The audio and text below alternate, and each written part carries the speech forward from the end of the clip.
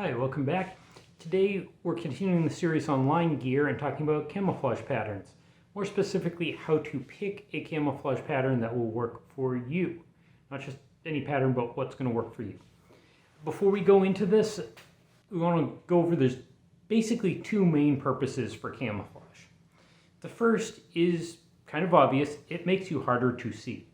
Now, a lot of people will say they don't bother with camouflage, especially airsofters, because it doesn't work well enough. Camouflage to be effective doesn't need to make you absolutely invisible.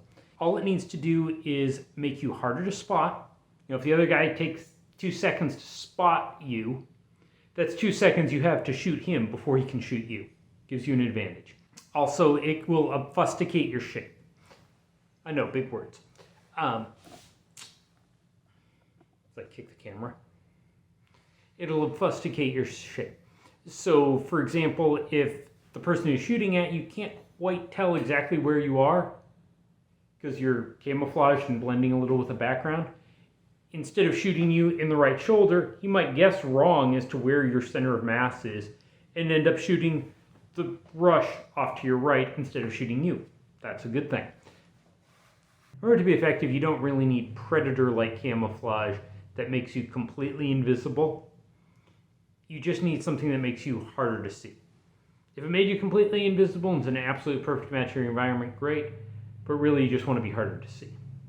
Now, when it comes to figuring out what pattern works for you in your area, we'll drop the video in here now. You can take some pictures of your area and Photoshop different camouflage patterns on it and see what works. And just look at it. It'll be obvious one's easier to see than another. What you're seeing dropped in now was a video I recorded about 7 years ago now, with pictures from Texas Paintball in Austin, and just pulled off their website and overlaying different camouflage patterns on it. At the time, that was during a drought, and I came to the conclusion multicam was the better option, just based on recording this and looking it over.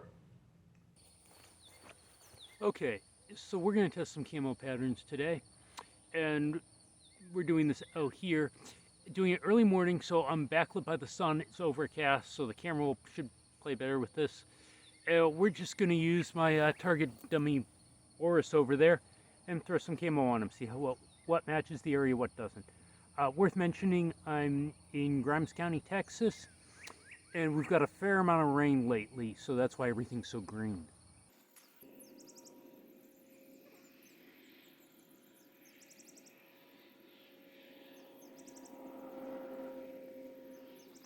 Old poppy stained 3-color desert. It's not horrible, but it's not good.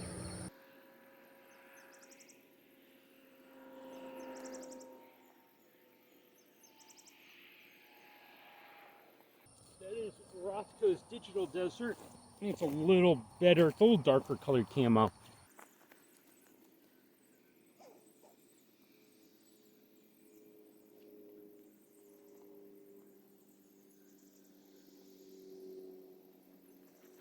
Some genuine multicam from Cry. It's actually not bad. Kind of blends with both the trees and the grass. Yeah, not bad.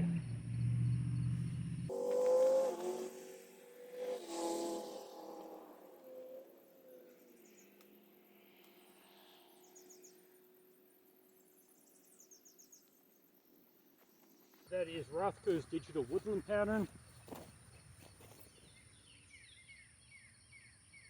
Yeah, I think it's a little better, but only a little.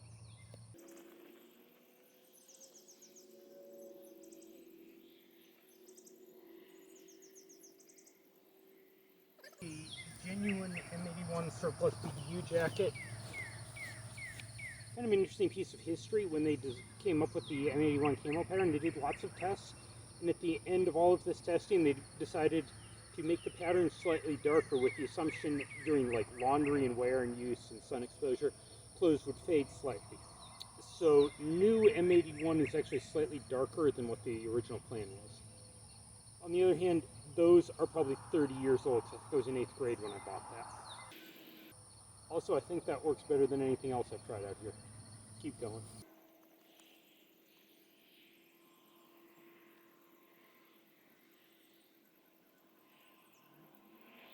That's another M81 pattern. This one is a matrix jacket. It's Veek's airsoft store brand. Also works pretty well. So that's what M81 would basically look like new if it hadn't been faded over 30 years.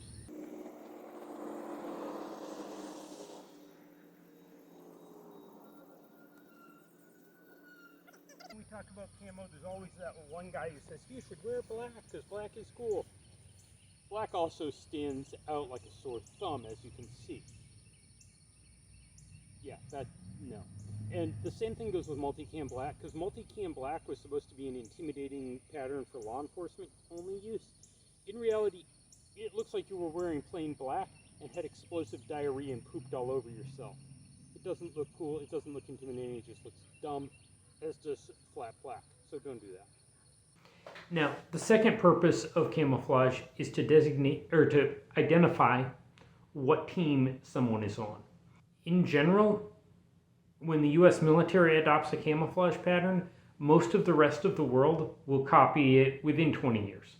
If you look at the M81 woodland camouflage pattern adopted in 1981, most militaries all over the world had copied that pattern by about the year 2000. Everybody was wearing the same pattern.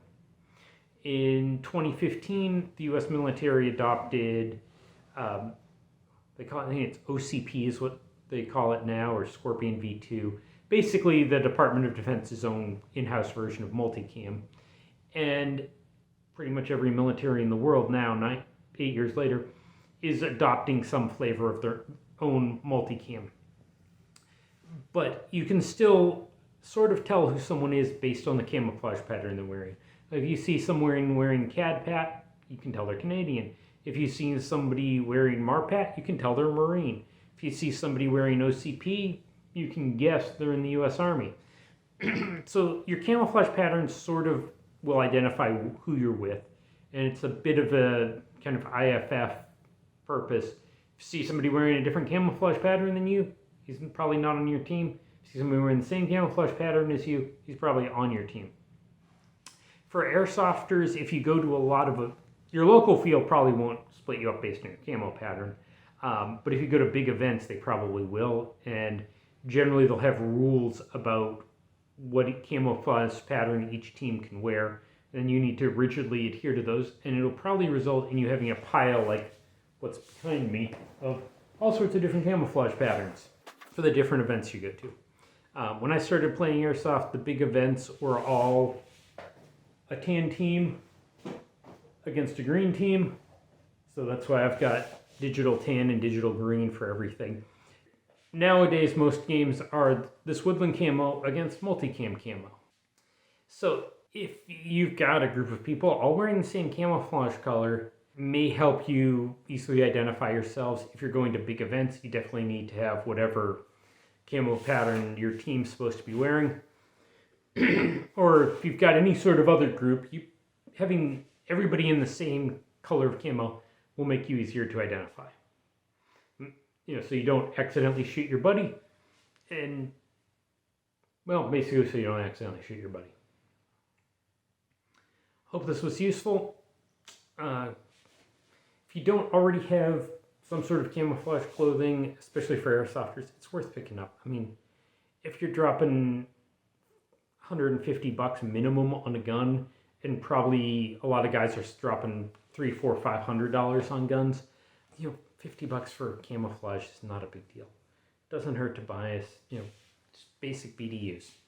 But that's it for camouflage patterns. If you look over the rest of this playlist, you'll see we go over all sorts of other gear, everything from boots to backpacks to chest rigs. So if this is something you're interested in, like, subscribe, join the channel. I can't believe I said like and subscribe. You people know how the internet works. If you haven't figured out how this works by now, there's no hope for you. Click.